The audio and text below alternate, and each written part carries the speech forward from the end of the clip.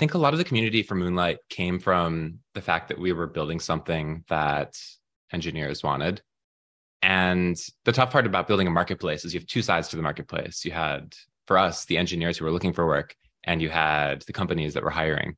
And we had built something that the engineers really wanted, and that's where a lot of the community came from. It was definitely harder for Moonlight. Our constant challenge was getting companies to hire through the platform.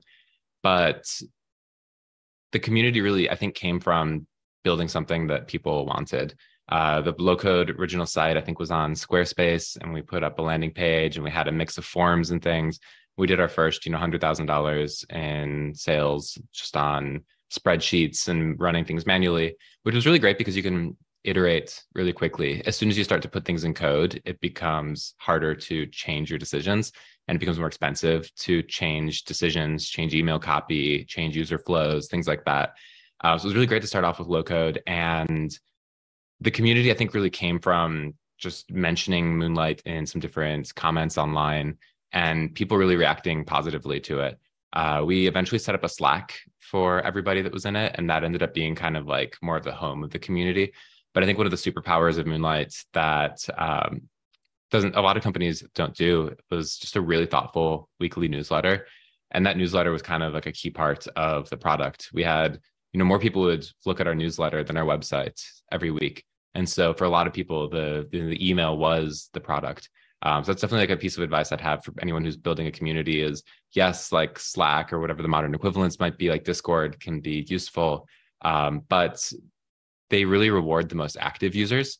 And you can miss out on the group of users who are somewhat engaged, but don't want to sit in Slack all day on your community by using something more asynchronous like an email newsletter. Right. It's really interesting, actually, especially for me, because at Mars, we're also building a community and we do have a newsletter. And a lot of things that we hear is that newsletters are dead, nobody wants a newsletter, and developers tend to just neglect their email, their inbox. So how did it work for you? How did you make sure that it was engaging in a way that, people still wanted to open it? Yeah.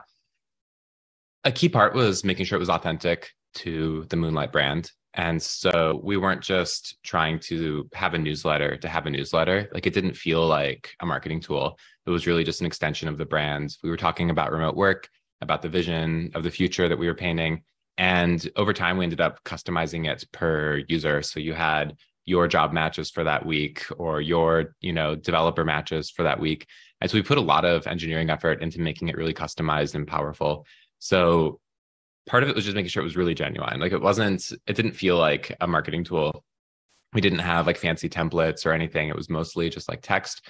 And we would, as the founders, write the introduction to the email like by hand every week. And it was like a really key part of the brand. Other ideas on newsletters. Yeah, I think the authenticity is really just like the key part in terms of how to get into people's, inboxes. That's a, difficult thing if you have to earn that trust. So I think the biggest thing is making something that people want and giving them action there. But why it was so important for us is hiring a developer or getting a job is such an infrequent action. Like, even if you're getting a job every, if you're a contractor and you get a job every couple of months or something, that's still infrequent. And if you're looking for a full-time job, it might be every few years or something. And so what the newsletter allowed us to do was take this infrequent action of making a hire or getting hired and correlate it to kind of like a more frequent way of communicating with people. And I describe it as Costco's chicken strategy. I don't know if you have Costco. It's like a grocery store in Turkey, but they're known for having these chickens in the back that are $5. They're like really good and really inexpensive. And people will go to Costco every day to get the chickens. They put the chickens at the very back of the store. So you have to walk by all the TVs and all the electronics and all the jewelry and all those things to get your chicken. But what that does is it creates a frequent action, which is getting the chicken very often. But it means that whenever you're ready to take that infrequent action, which is buying a new TV or something like that, you're already at Costco and ready to do it. And that was definitely kind of like the strategy with the newsletter, is that it allowed us to take this infrequent action of making a hire, but talk more frequently with people. And whenever they were ready to make a hire, that newsletter would have all of the actions that they needed to take in there. And the community was really more of creating that like frequency of communication. And that this sounds very like strategic. I don't know if we knew that it was going to be this type of strategy when we started the newsletter, but it was just an experiment that worked well. And, we really did genuinely care about helping people get the remote work. I mean, we were really fortunate that, a lot of people were able to transition to remotes and get really stable careers through Moonlight. And I'm really proud of that.